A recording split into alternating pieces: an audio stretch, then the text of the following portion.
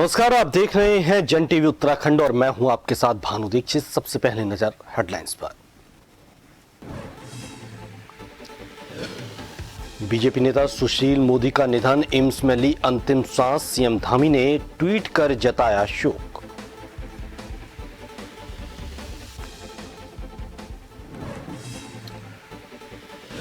उत्तराखंड के मदरसों में अनियमितताओं की शिकायतों का मामला, राष्ट्रीय बाल संरक्षण आयोग ने सभी जिलाधिकारियों को किया दिल्ली तलब। देहरादून के 3 मदरसों का औचक निरीक्षण। क्राउड मैनेजमेंट को लेकर उत्तराखंड पर्यटन मंत्री का बयान, वीडियो वायरल कर धार्मिक स्थलों को न करें बदनाम। पहले दिन बाहर 1000 से अधिक पहुंचे श्रद्धालु। चारधाम यात्रा में जाम में फंसे तीर्थ यात्री, सरकार की व्यवस्था पर उठाए सवाल। गंगोत्री में व्यापारियों और तीर्थ पुरोहितों का प्रदर्शन, तो बद्रीनाथ धाम में वीआईपी दर्शन का विरोध। क्रेडिट कार्ड के नाम पर 22 जगहों से लाखों की धोखाधड़ी का मामला, देहरादून में उत्तराखंड एसटीएफ की कार्रवाई, कॉल सेंटर संचालक को किया गिरफ्तार।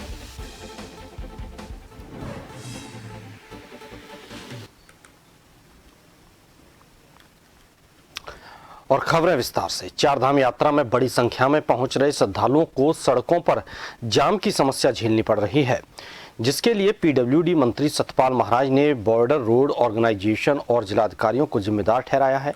पर्यटन मंत्री सतपाल महाराज ने कहा कि चारधाम यात्रा मार्ग में जगह जगह बीआरओ का मलबा पड़ा हुआ है, जिससे यात्रा में आने वाले श्रद्धालुओं को जाम जैसी समस्याओं का सामना करना पड़ रहा है। उन्होंने कहा कि इस संबंध में रक्षा मंत्रालय को अवगत करवा दिया गया है, जिस पर जल्द ही निर्णय लिया जाएगा। तो वहीं पीडब्ल्यूडी की सड़कों को लेकर विभागीय मंत्री ने कहा कि पीडब्ल्यूडी की सभी सड़कें ऑपरेशनल हैं।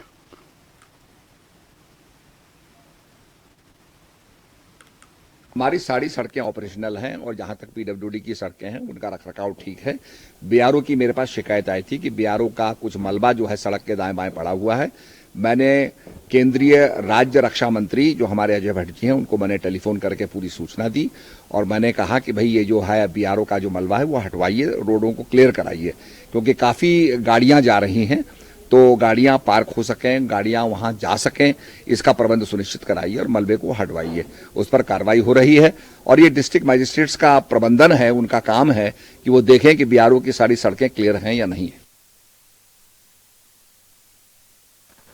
चारधाम यात्रा को लेकर श्रद्धालुओं की संख्या बढ़ रही है। यात्रियों की संख्या बढ़ने के कारण यातायात व्यवस्था चरमरा गई है। चारों तरफ जाम ही जाम लगा हुआ है।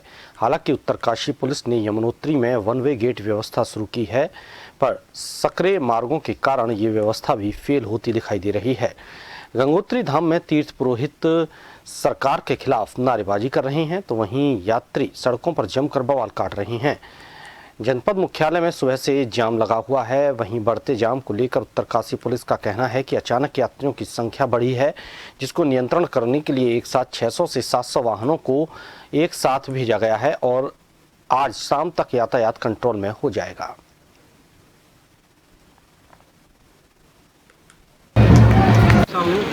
यानी कि कल रात 8 बजे से अभी तक मुझे आगे नहीं जाने दिया गया और मैं यहाँ की सरकार से ये कहना चाहता हूँ कि जब तक आपकी व्यवस्था दुरुस्त नहीं है तो क्यों हम लोगों को टीवी पे चैनल पे दिखा के बुलाया जाता है। उत्तराखंड में चारधाम यात्रा शुरू होने वाली है, इसके लिए क्या कर रही है सरकार, क्या व्यवस्था है? यदि सरकार की व्यवस्था गड़बड़ है तो उसमें ऑनलाइन ये जो करा रहे हैं इसको बुकिंग बंद कर दिया जाए और जितने लोगों को पहले रोड पे लोग खड़े हुए हैं 48 घंटे 56 घंटे से उन लोगों की यात्रा संपन्न कराई जाए। उसके बाद अगर ये अगर सरकार कर सकती तो इसके लिए मैं धन्यवाद करता हूँ सरकार।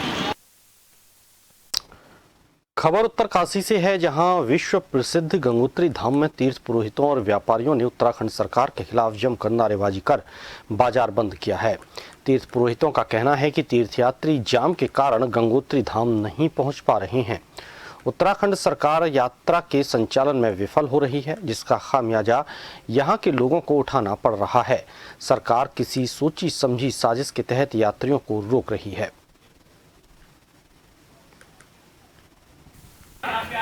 और बड़े खेद के साथ कहना पड़ रहा है कि गंगोत्री में आप देख रहे हैं पूरा गंगोत्री पूरा खाली पड़ा हुआ है, घाट भी पूरा खाली पड़ा हुआ है। 22 घंटे जो है यात्री अपनी गाड़ियों पे रात बिता रहे हैं। शासन प्रशासन की कोई व्यवस्था नहीं है। डीआरओ ने जो मलबा जहाँ पर पड़ा था वो आज भी वहीं पे पड़ा हुआ है। किसी प्रकार की कोई व्यवस्था नहीं है। गंगा पुरोहित सभा, मंदिर समिति हर प्रयास यात्रियों को जो सुविधा दे रही है, भोजन, चाय इत्यादि जो भी हम लोगों से हो पा रहा है हम पूरा सहयोग कर रहे हैं। मैं सरकार से निवेदन करना चाहता हूँ कि खाली ये 1 महीने का ही सीजन रहता है, खाली ऐसी व्यवस्था करें जो आने वाला श्रद्धालु यहाँ पर आए और अपना दर्शन करके चले जाए। लोग न तो यमुनोत्री के दर्शन कर पा रहे हैं, न तो गंगोत्री के दर्शन कर पा रहे हैं, और वापस लोग बिना दर्शन किए हुए रास्तों से वापस जाना पड़ रहा है। चार धाम यात्रा जहां अपने शुरुआती दौर पर चरम पर है, हर साल यात्रियों से भरा दिखता है, वहीं दूसरी ओर यात्रियों को ट्रैफिक में लंबे समय तक रुक रुक कर चलना पड़ रहा है। समय से यात्रा न होने के कारण यात्री भी काफ़ी नाखुश दिख रहे हैं। बात करें गंगोत्री धाम की, जहां सुबह से लेकर शाम तक यात्रियों का जमावड़ा देखने को मिलता था, वहीं अब मंदिर के प्रांगण और घाट सुनसान दिख रहे हैं। यात्री समय से धाम में नहीं पहुंच पा रहे हैं। गंगा पुरोहित सभा के अध्यक्ष संजीव सेमवाल ने प्रशासन के ढीले ढाले रवैये को देखते हुए कहा कि प्रशासन के इस रवैये के कारण यात्री समय से यात्रा न कर पाने के कारण वापस जा रहे हैं। कुछ ट्रैफिक जाम में फंसे हैं, जिससे यात्री यमुनोत्री और गंगोत्री धाम के दर्शन नहीं कर पा रहे, जो एक दुखद बात है। इस पर प्रशासन को जल्द से जल्द कार्य करना चाहिए। और बड़े खेद के साथ कहना पड़ रहा है कि गंगोत्री में आप देख रहे हैं पूरा गंगोत्री पूरा खाली पड़ा हुआ है, घाट भी पूरा खाली पड़ा हुआ है। 22 घंटे जो है यात्री अपनी गाड़ियों पे रात बिता रहे हैं। शासन प्रशासन की कोई व्यवस्था नहीं है। डीआरओ ने जो मलबा जहाँ पर पड़ा था वो आज भी वहीं पे पड़ा हुआ है। किसी प्रकार की कोई व्यवस्था नहीं है। गंगा पुरोहित सभा, मंदिर समिति हर प्रयास यात्रियों को जो सुविधा दे रही है, भोजन, चाय इत्यादि जो भी हम लोगों से हो पा रहा है हम पूरा सहयोग कर रहे हैं। मैं सरकार से निवेदन करना चाहता हूँ कि खाली ये 1 महीने का ही सीजन रहता है, खाली ऐसी व्यवस्था करें जो आने वाला श्रद्धालु यहाँ पर आए और अपना दर्शन करके चले जाए। लोग न तो यमुनोत्री के दर्शन कर पा रहे हैं, न तो गंगोत्री के दर्शन कर पा रहे हैं। उत्तराखंड के मदरसों में मिल रही अनियमितताओं की शिकायतों पर राष्ट्रीय बाल संरक्षण आयोग के अध्यक्ष मंगलवार को देहरादून के 3 मदरसों पर औचक निरीक्षण के लिए पहुंचे, जहां उन्हें मदरसों में कई अनियमितताएं मिली। आयोग के अध्यक्ष ने इन अनियमितताओं पर शिक्षा विभाग और अल्पसंख्यक विभाग को जिम्मेदार ठहराया, जबकि मदरसों की समय से मैपिंग न होने पर सभी जनपदों के जिलाधिकारी को दिल्ली तलब करने की भी तैयारी की जा रही है।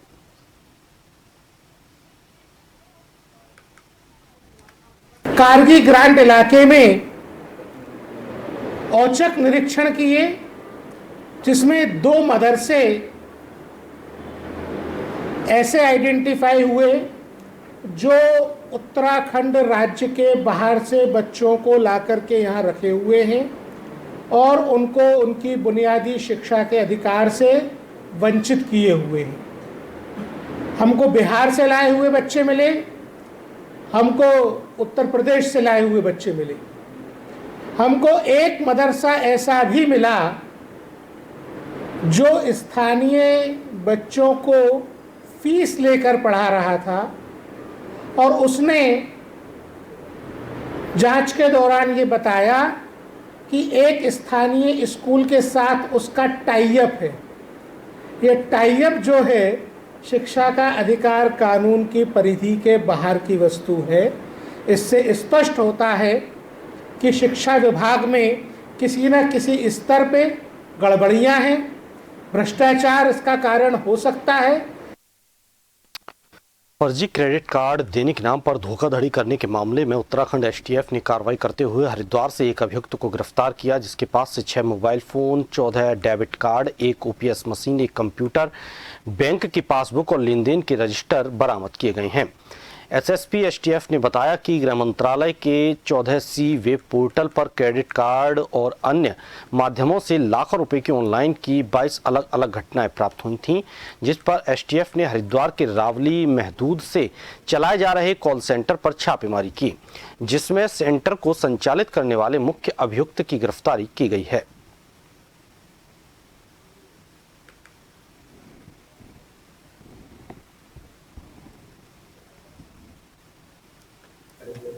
देखिए, हमारी एसटीएफ की टीम के द्वारा एक साइबर फ्रॉड के गैंग को पकड़ा गया है, जो कि रावली महदूद जनपद हरिद्वार में रहकर काम कर रहा था। जो इसमें भारत सरकार के गृह मंत्रालय द्वारा एक प्रतिबिंब पोर्टल डेवलप किया गया है। उस पोर्टल की मदद से हमें कुछ जानकारियां मिली थी कि इस प्रकार का एक गैंग यहाँ पर काम कर रहा है। इस पर हमने काम करते हुए, डेवलप करते हुए उसको पकड़ा है। ये जो जानकारी में सामने आया इंटेरोगेशन के दौरान कि ये लोग क्रेडिट कार्ड के नाम पर लोगों को के साथ में ठगी करते थे। उनको कॉल करते थे कि भाई आपको हम फ्री क्रेडिट कार्ड किसी बैंक का उपलब्ध कराएंगे और उसके लिए आपको बेसिक डिटेल्स आपके भर के देनी होगी। एक फिशिंग लिंक इनको भेजा जाता था विक्टिम्स को, और जब उस लिंक पर विक्टिम क्लिक करते थे तो उनकी सारे फोन का एक्सेस था वो इन फ्रॉडस्टर्स के पास में पहुंच जाता था। राजधानी देहरादून में स्मार्ट सिटी के कार्य काफ़ी लंबे समय से चल रहे हैं। ऐसे में जहां एक और स्मार्ट सिटी के कामों पर कांग्रेस लगातार सरकार पर सवाल खड़े कर रही है, तो वहीं अब सरकार के विधायक भी स्मार्ट सिटी के कार्यों से संतुष्ट नहीं हैं। आपको बता दें कि पहले भाजपा विधायक विनोद चमोली, जिसके बाद विधायक खजान दास ने स्मार्ट सिटी के गुणवत्ता पर सवाल खड़े किए हैं, तो वहीं अब भाजपा प्रदेश महामंत्री आदित्य कोठारी का कहना है कि अलग अलग कार्यदायी संस्थाओं के आपस में समन्वय न होने के चलते स्मार्ट सिटी के कार्यों में ढिलाई देखने को मिली है। उन्होंने कहा कि स्मार्ट सिटी के कॉन्सेप्ट का सपना जो सरकार लेकर चल रही है उसमें जल्द ही सफलता मिलेगी।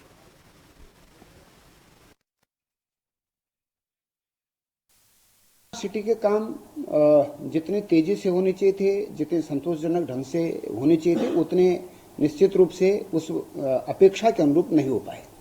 लेकिन इसमें कार्यदायी संस्थाओं के संबंध में भी कुछ दिक्कतें हैं। किसी काम के लिए कोई कार्यदायी संस्था है, किसी काम के लिए कोई कार्यदायी संस्थाएं हैं। अलग अलग कार्यदायी संस्थाओं का आपस में समन्वय न होना भी इसके लिए कारण रहा है। लेकिन मैं समझता हूं कि पिछले कुछ समय से काफी तेजी आई है। सड़कें हमारी ठीक हुई हैं, अन्य चीजें भी ठीक हुई है, दुरुस्त हो रही हैं। और मैं समझता हूं कि स्मार्ट सिटी का जो हमारा कॉन्सेप्ट था, जो हमारी अवधारणा थी, उसके अनुरूप जल्दी जो है इसमें सफलता मिलेगी। 21 मई से 23 मई तक चंपावत जिले के रीठा साहिब में जोड़ मेले का आयोजन होने जा रहा है, जिसके लिए देश के विभिन्न राज्यों के सिख श्रद्धालुओं की संगत रीठा साहिब पहुंच रही है।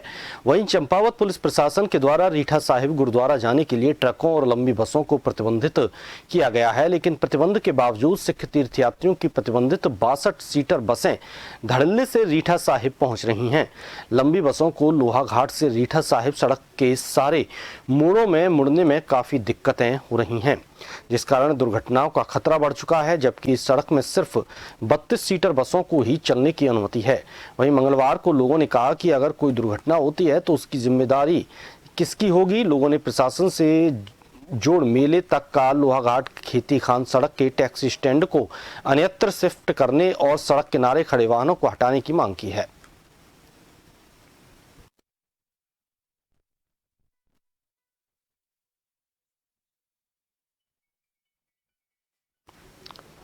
फिलहाल यहाँ रुकेंगे एक छोटे से ब्रेक के लिए।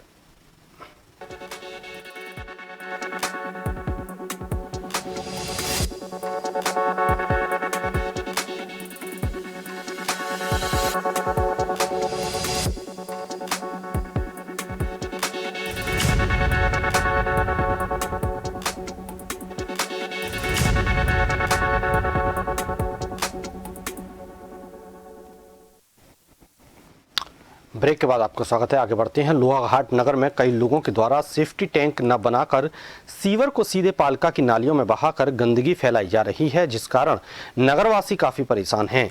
ऐसे लोगों पर अब पालिका कार्रवाई करने की तैयारी कर रही है। मंगलवार को नगर पालिका लोहाघाट के अधिशासी अधिकारी पूरन सिंह बोहरा ने बताया कि नालियों में सीधे सीवर बहाने वाले लोगों की शिकायतें पालिका को लगातार मिल रही हैं। उन्होंने बताया कि पालिका कर्मी अब ऐसे लोगों को चिन्हित करने का कार्य कर रहे हैं। ईओ ने कहा पालिका अब ऐसे लोगों के खिलाफ सख्त कार्रवाई करेगी।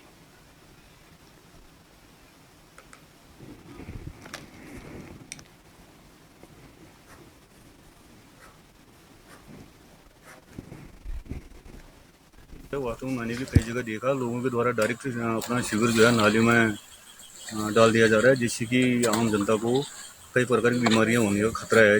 हम ऐसे लोगों को चिन्हित कर रहे हैं और लोगों को सेफ्टी टैंक बनवाने हेतु उनको नोटिस जारी करेंगे। यदि वो आज इसका पालन नहीं करेंगे तो हम समुचित कार्रवाई करेंगे।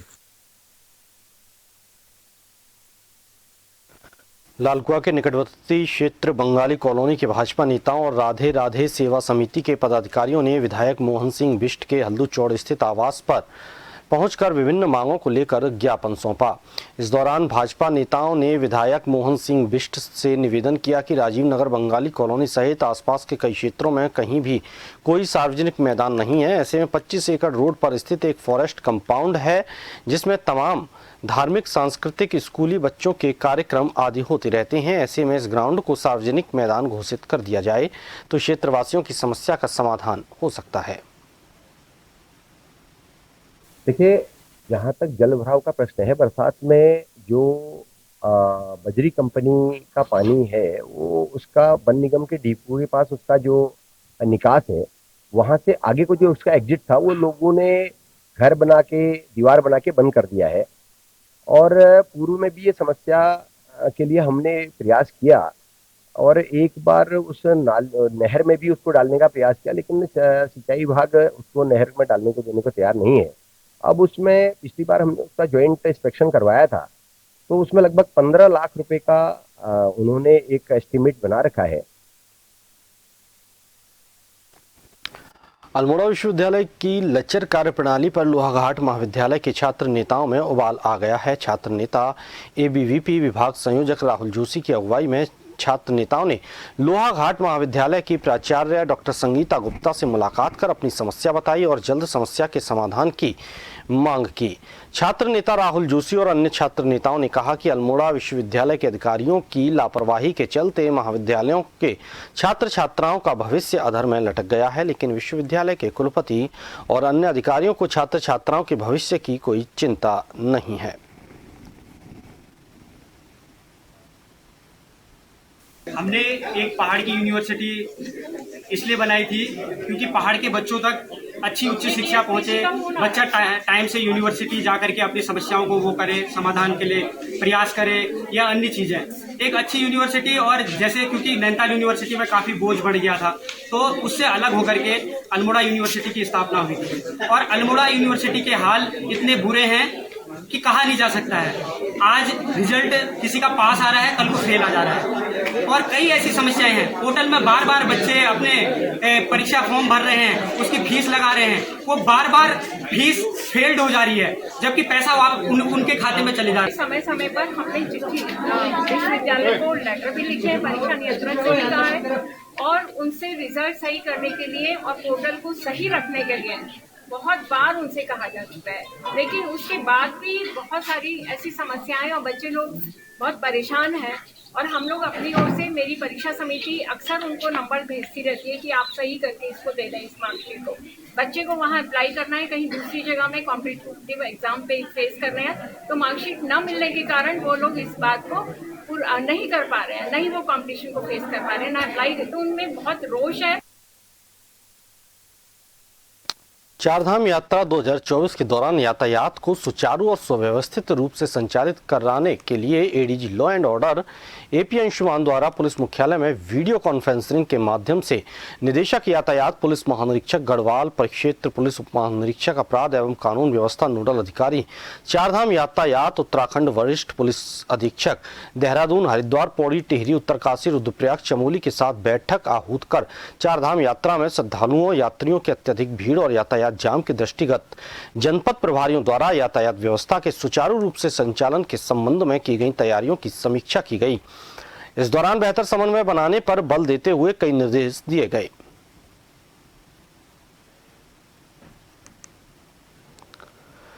मसूरी में लगातार लग रहे जाम को लेकर हो रही समस्या को लेकर मसूरी सीईओ अनुज आर्य मसूरी पहुंचे और उनके द्वारा मसूरी की यातायात व्यवस्था को लेकर तैयार किए गए ट्रैफिक प्लान पर मंथन किया गया। इस मौके पर उन्होंने मसूरी कोतवाली में मसूरी के विभिन्न संस्थाओं के पदाधिकारियों के साथ बैठक की और उनसे ट्रैफिक व्यवस्थाओं को सुचारू किया जाने को लेकर सुझाव लिए गए। इस मौके पर Mussoorie traders and welfare association के अध्यक्ष रजत अग्रवाल, मसूरी होटल एसोसिएशन के अध्यक्ष संजय अग्रवाल, दीपक गुप्ता, नागेंद्र उनियाल ने मसूरी के विभिन्न संपर्क मार्गों को एक मार्गीय यातायात किए जाने का सुझाव दिया। सीओ अर्जुन आर्य ने बताया कि मसूरी में पार्किंग एक बड़ी समस्या है। कई मार्गों को डायवर्जन और वन वे किए जाने हैं जिनके द्वारा स्थलीय निरीक्षण किया जाएगा।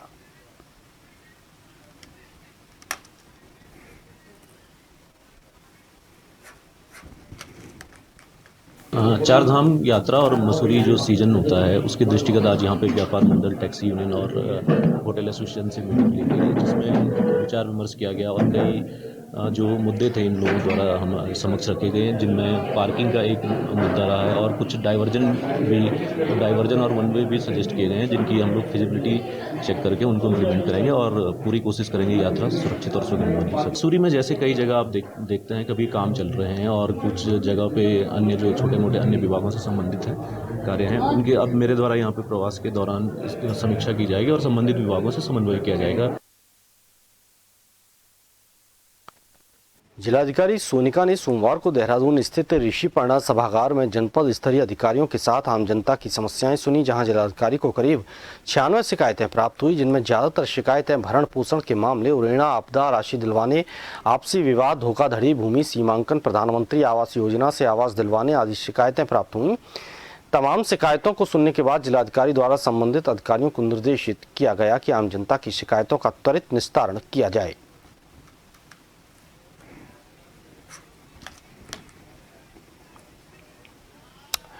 इसी के साथ जन उत्तराखंड में फिलहाल इतना ही। लगातार अपडेट और हर ताजा तरीन खबरों के लिए आप देखते रहिए जन टीवी।